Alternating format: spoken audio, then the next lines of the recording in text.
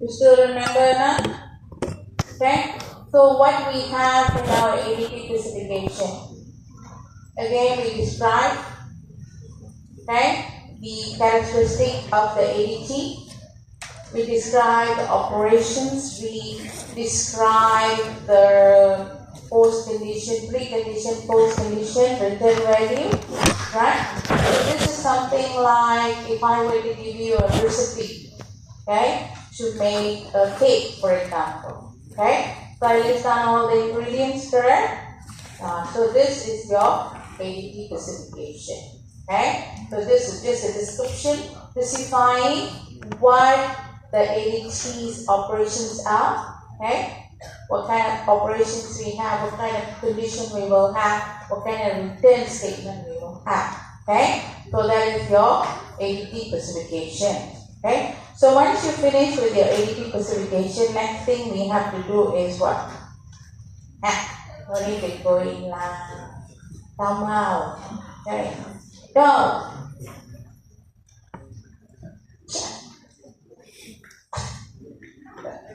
This is just for the screen purpose, okay? I'm not even recording. You cannot see?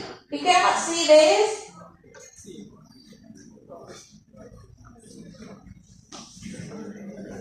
Alright. Now, then I'll give you, I'll make it smaller for you so you can take a picture, okay? Now, next. Okay? What we have is implementation.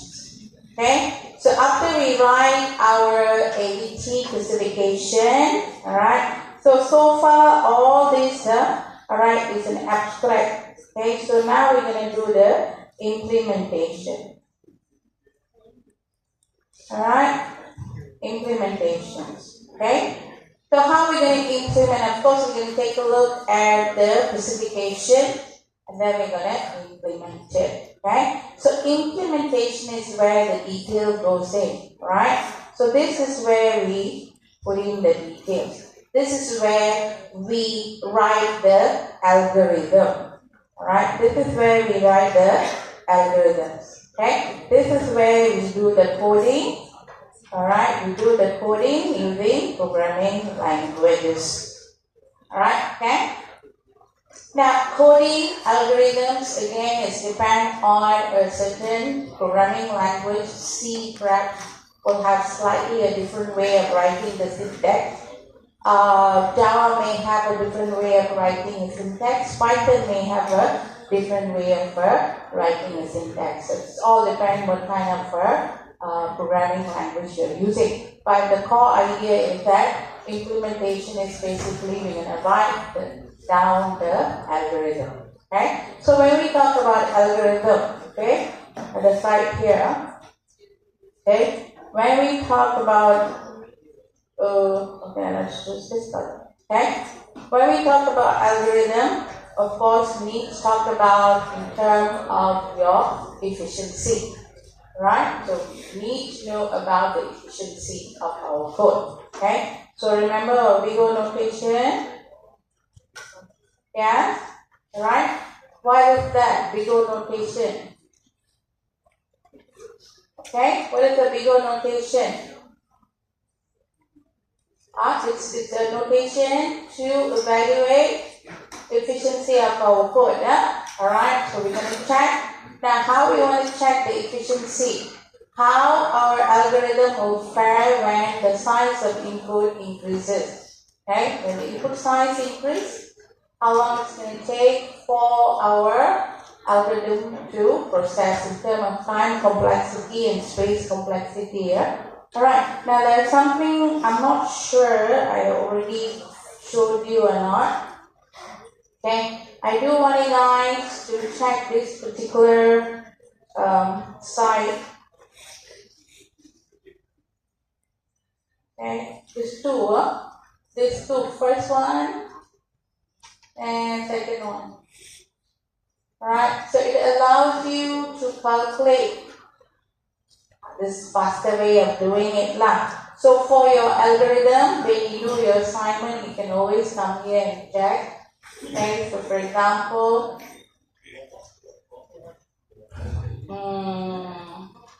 for example, I'm going to take some of the codes here to add.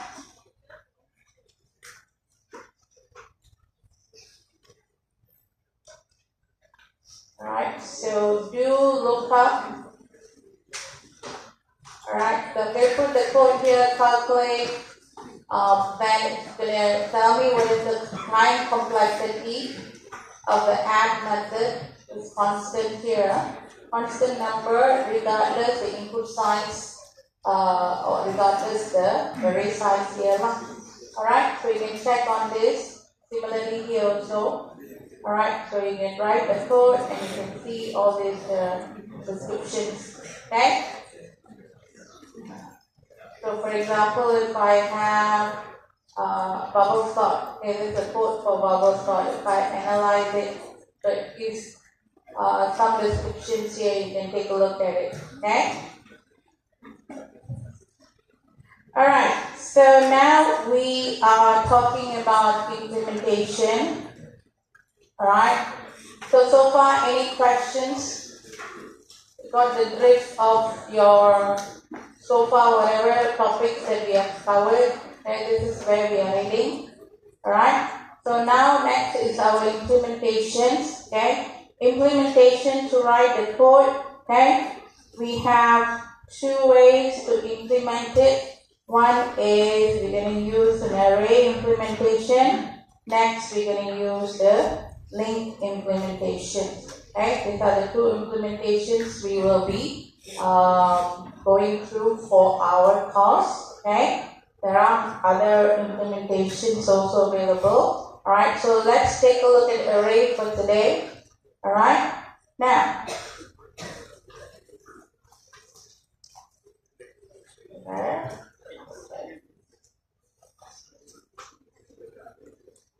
oh, I don't make it down smaller. Okay, that's about it. Okay.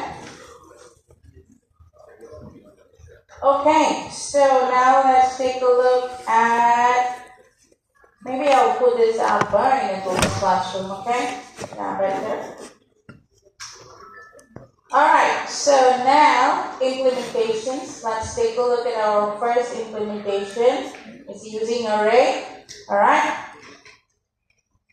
Okay, so here we're going to take a look at collection ADT. What are the collection ADT we have?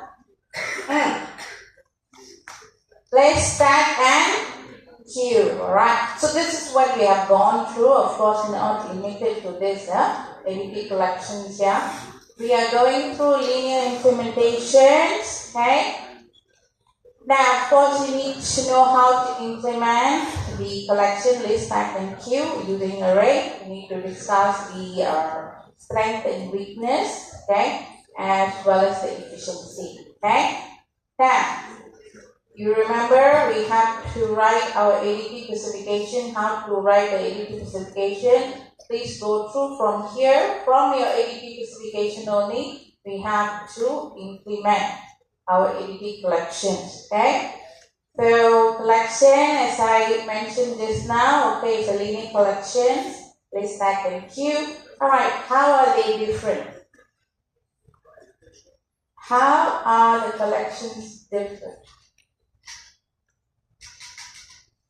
Alright, how are they different? Okay, remember you have to organize your data for storage, isn't it? Okay, now how we organize, okay, will determine how efficient we're gonna access our data, alright, from the collection. So we're gonna organize based on, okay, based on list, stack, and queue. Is that correct? So what are the differences between these? Is there any differences? Right, it has difference. Otherwise, why you want to simply name it, different names? List, of course, there's no particular arrangement in terms of how you store it, how do you access, okay, how do you search, okay. Now stack, okay, follow a certain rules. What kind of rules it follows? Okay, first in, first out. Yeah, first in, first out, last in, first out. Okay, so it's last in, first out. Okay, we remove from the top, we add, we push. From the top, we push into the stack, we pop from the stack. Okay, from the top itself. Okay, how about Q? First in, first out, last in, first out. What is it? So that is a first in, first out. So you add at the rear, you remove from the front. Okay? So again, when we talk about this, okay? Alright, so your ADT collections restrictions placed on how an entry may be added, removed, and accessed. Okay, so this again will determine your efficiency. Choosing the correct ADT, choosing the correct collection ADT is very important to make sure the performance of your algorithm at maximum level. Okay, so first let's take a look at our list. Okay. Any questions on list? You understand what it's a list or not? Yeah? No issues, huh? List have a basic operations or core operation to add, to remove, to replace, to get entry, to count how many entries we have, as well as to check whether a list is empty or a list is full. Right? So these are the basic operations. So what we're going to do here is that, okay, let me show you the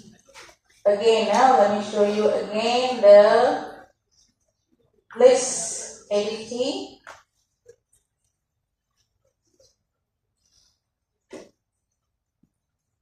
Alright, so this is our list ADT. It's in your lecture notes. Okay, appendix 4.1. Alright, so this is our ADT specification. It's describing the ADT and lists down all the operation. Okay? So description is there, description of the ADT is there, description of the ADT operation is there as well. Okay? So we're going to take this, okay?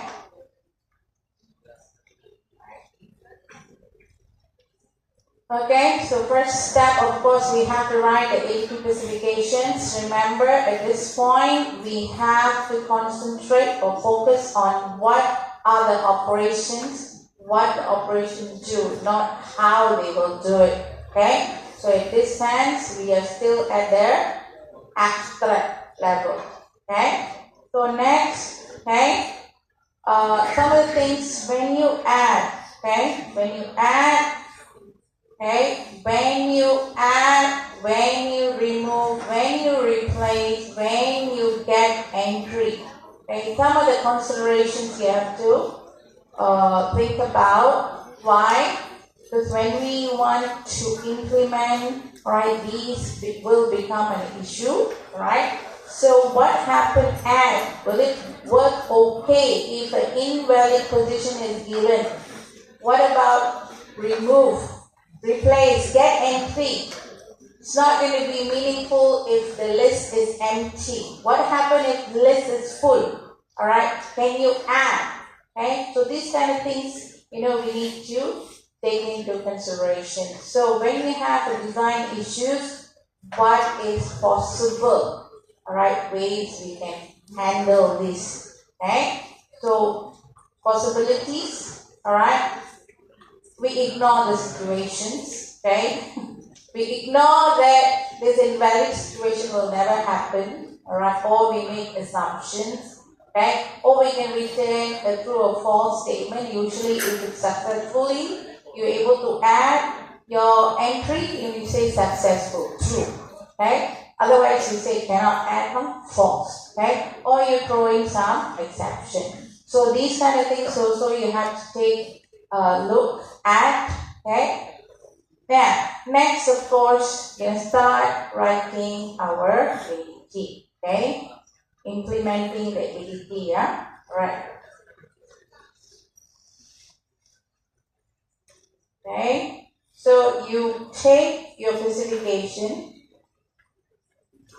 a ADT specification. So whatever operations that we have to convert it to, translate it to interface.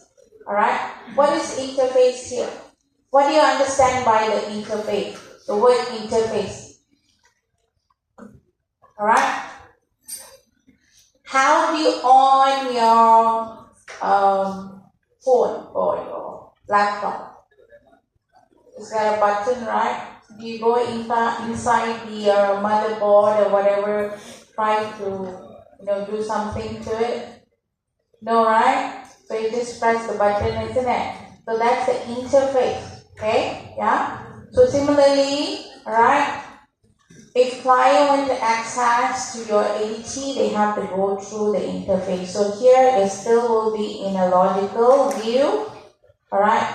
Still will be in logical view. Alright? Still will be in abstract. Okay? So still will be what? There's no how. Alright? Still will be in terms of what an ADT can do. Okay? So next, then only we will write our class. Okay? So this is where you will write your algorithm. You will do your coding. Okay? So let's take a look at the first list. Okay? So here on chapter 4, you can check this. So this is the implementation. Alright? Now, another thing I want you guys to take a look is this T. Alright, we'll come back to it in a short while. Okay? So now I write down all the operations, okay, listed in my specification. Alright, as you can see, there's no implementations involved in terms of you don't write how to clear the array. You don't write the code for it. Okay? You just specify the operations only. Okay? So once you have done that, then we have to implement. Okay? Now, so let's talk about a few things before looking at the code. Okay? So here contain method declarations of all the operations listed in our list ADTs. So methods are in abstract. Okay. Now, when we write our implementation, when we do our Java class, okay, there are a few things we have to take a look. Since we are using array implementation, first and foremost, we have to declare the array. Okay. So we need to declare the array to store the elements in our list. Okay. Now, why we are using array? What is array? Okay, this is your previous courses. This is nothing new, right? What is array?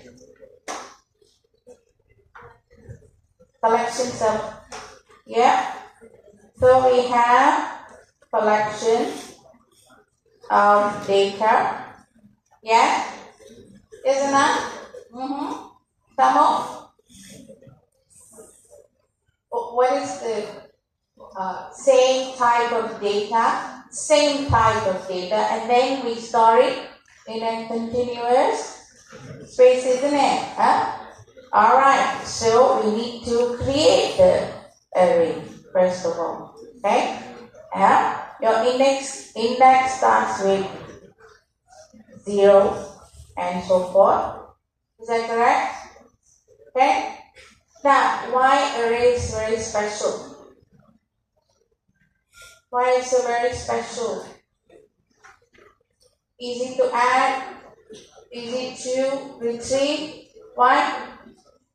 Got indexes, right? Index, right? Or address there. It's quite easy. Alright? If I were to tell you, okay, I'm staying in Sungai, alright? Come to my house, is that enough? Right? It's a big place, isn't it? Alright? So if I give you the exact address, then it's easier for you to come to my house. Exactly. Right? Right? So array we have the address there. So it's easy to access. Okay. Alright. So we declare our array. Okay. Now what is this T? T represents data type and it will be defined as generic data type. Okay, generic type. What is generic type? Alright, what is the generic type? Let me give you an analogy, a simple analogy, okay? Let's take our friend here, very nice white sweater, yeah, okay? So he's wearing it. Alright, can you stand up for one? Yeah, see? White sweater, very nice, handsome boys. Okay? Now, can I wear it? Will I look handsome boys? Okay, handsome girl. Pretty good. Can I wear it? Do you have to change the t-shirt? Imagine I'm saying size fit. Alright, can I wear it? Yeah. Can you wear it? Can you wear it? Yeah. It will look nice on you too because you're small. Alright, can you wear it? Do I have to change the body sweater? Alright.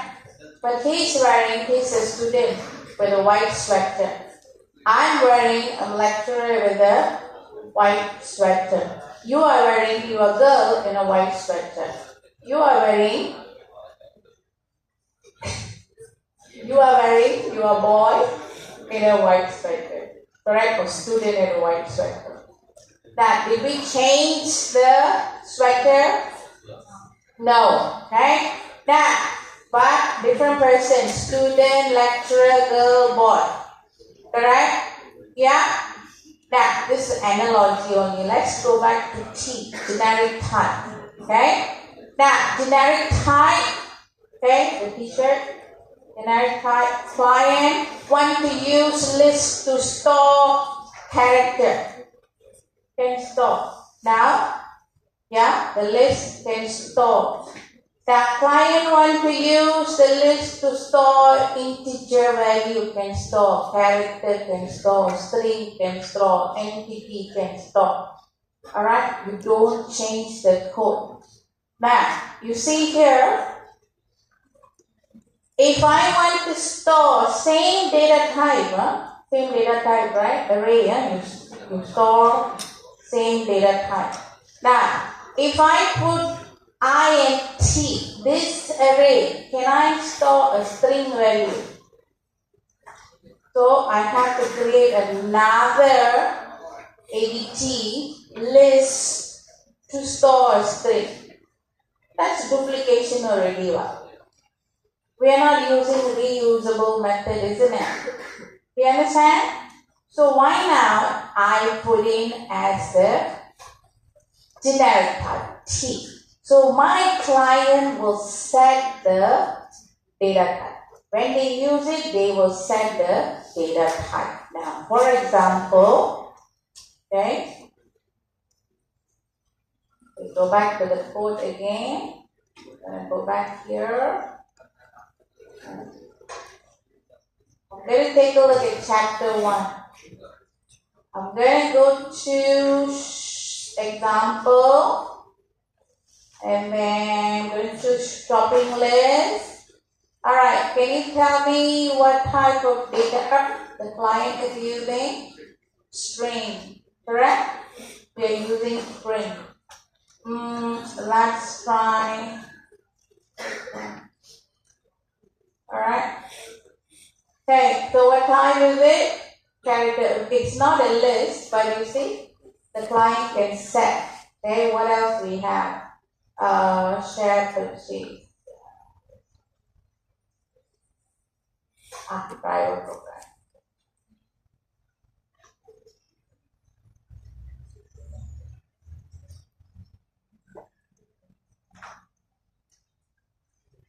Alright, so here we have Q. Alright, so of course uses a different data type. Okay. Then we also have this runner. I want to show you runner. Okay. Alright, so now runner using a list. Okay, you see array list. Now the data type is runner. Runner is entity. It's not a character. It's not a string. It's a entity. We also can store entity. So in the event, if you put a specific data type for our list, then you have to rewrite your entity list again. Alright, so that's why we want to keep it as generic as possible. Okay? So that is for generic. Any question on generic? Okay, so you can go through. Now the alphabet T is just an alphabet. Okay, you can have it as S, you can have it as E, alright, or X. It's up to you. Okay, but of course we choose a standard one, which is T type. Okay, go through this. Alright, so here, so whenever T appear, the data type, okay, string will be used. So this is the argument that we supply, we pass from our client. Okay. Okay, so next we're gonna write our implementations for our interface. Now there are two types of operation. We can have core operations and utility operation. Utility operation is an operation that support your core operation, usually will be implemented as a private method. Okay? Alright, so let's take a look at method. Okay? How do we add into an array? Okay? In order to add array at the end of the list, in order to add a new item at the end of list, assign new value at the end, increment the length. Okay, so this is how it works. Okay, let's see this. Alright, so what do you see here? I'm gonna assign thumb into the list. Okay, so I add the value in, then I will increase the length. So now I have how many entry in my list? 1, 2, 3, 4, 5. So the length of the list will be 5. Alright, got it? So let's take a look at the code.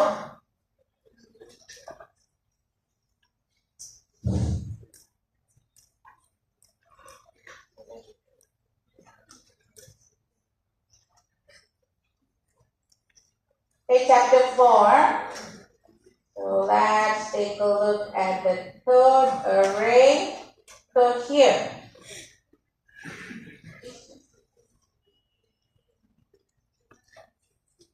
Okay, this button, can see? Can I? Alright. Now, how do you add? This is my array.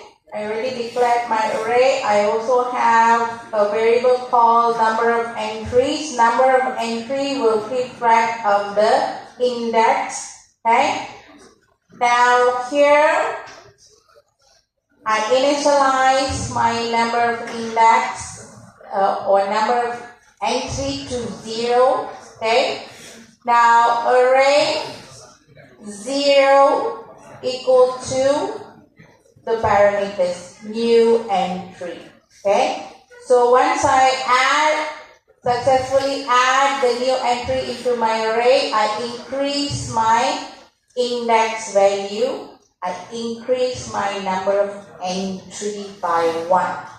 Then I return true. Okay? Do you understand? Any question? Can Alright. Now similarly, okay, we can add in a position. Okay, also can add in a position. So let me just go through the code.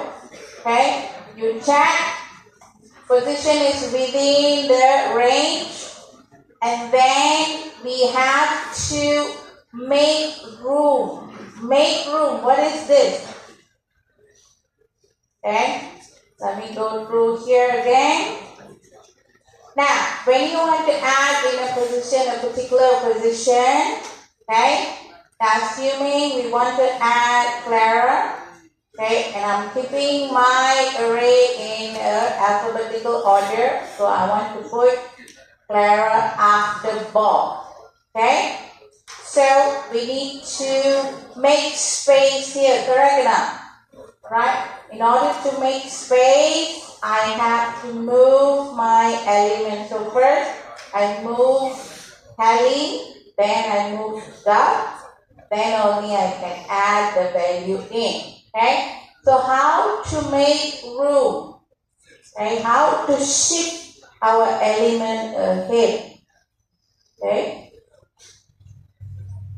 So let's take a look at the code. So here, make room here. I'm going to go down here, make room. So this code here. Alright. The element on position, let's say position 0, 1, 2, 3. On this position, 3. Alright. We're going to move it to position 3 plus 1. Do you understand this code? Yeah? Can I take 2? So let's say Haley was here. So this is array index 3. Okay? So now we're going to change it to array index 3 plus 1 is index 4. So we need to move it here. So Haley now become here. Will be moved here. Alright? So assuming if I already move, okay, whatever element, then I will have a space for Clara to be added. Okay? So this is known as make room. It's a utility method, so we declare it as private. Okay, any question on this? Alright, now similar to make room, when you want to remove also, so assuming if I would remove Bob, alright, so there will be a gap here. Okay, and so here when I remove Bob, there will be a gap. So what we do is that we shift our element. Okay, we shift forward. Okay, we shift our element forward. For that, we use what we call a remove gap. Okay, again, come back here. So we have remove gap. So here, what happened? Okay, index plus 1. Okay, we're going to move it backward lah. Alright, so yeah, backward. Okay, now, so any other things you have to consider when you want to replace get entry contain. Okay, so how we're going to write the algorithm for it, so you can go through it up. Alright, so problems. We can have situations where our array is full. Okay? How that can happen? Okay? Now we declare our array size as 5. 5 can finish up very quickly, correct? Yes or no? Okay. So how can we manage this?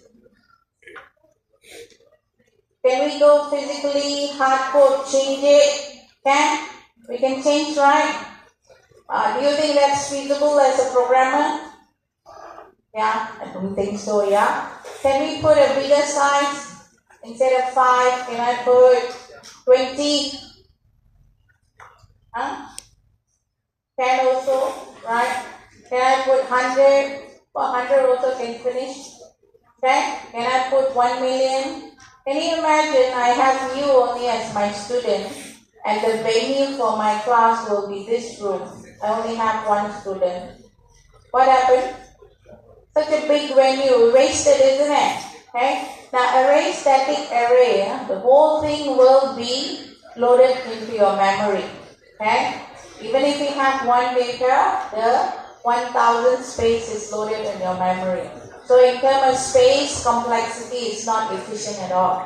Okay? So what we're going to do is that we're going to dynamically expand the size. Okay? Dynamically extend the size by copying our data into another array. Manipulate the existing array, make it double, right? And then we copy back our data. Okay, so this is how it looks. Okay,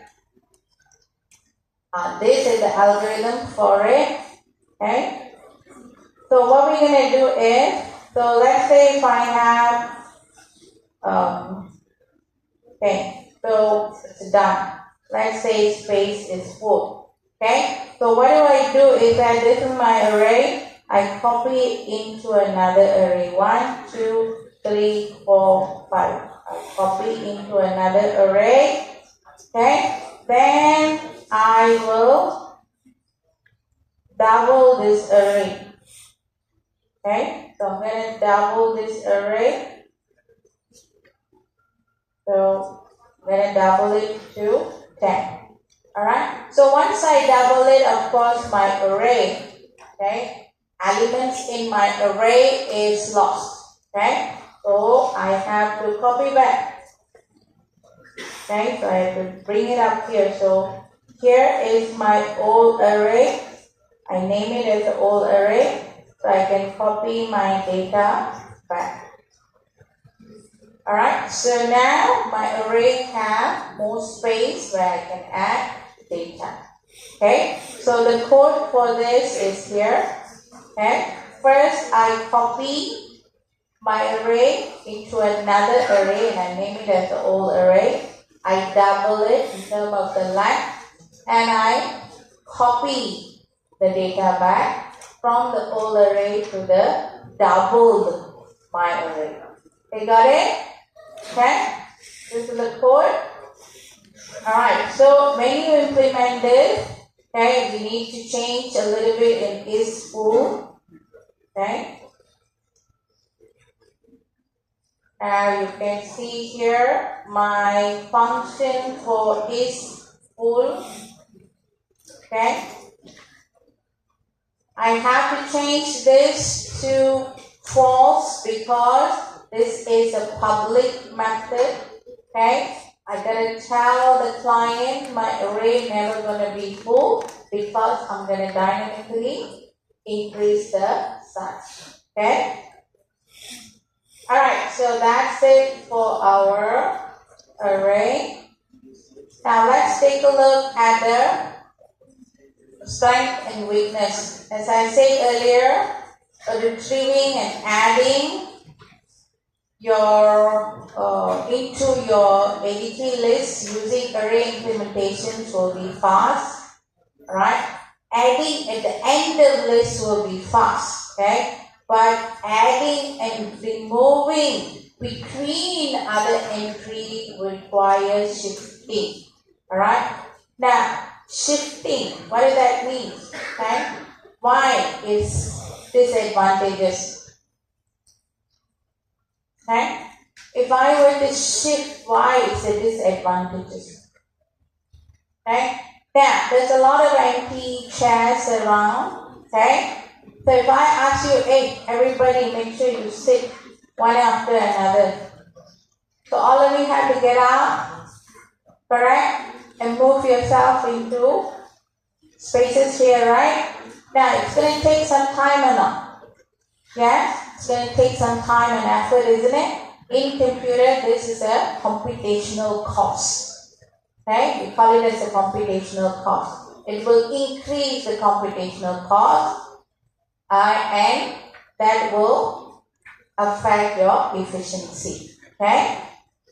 Alright. Now, when you want to increase the size of your array, we have to copy our element. Alright, copying element also will take time. Okay, so let's take a look at the algorithm. I don't have the algorithm. I cannot copy this algorithm. Alright, now once you implement this in your practical class copy, maybe you can just run it over here. But anyhow, if you take a look at it, it's a loop. What is the efficiency if you have a single loop? The loop. And why? When the n value increases, number of operations, the number of loop also increases. Correct now. So we have a small input fine. If you have for a very large array, then you want to copy back again. How many times? Loops.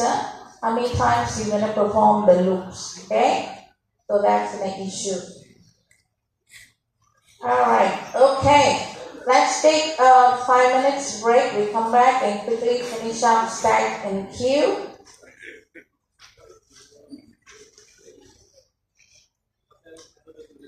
Okay, let me give you the attendance code. Okay, let's take 5 now.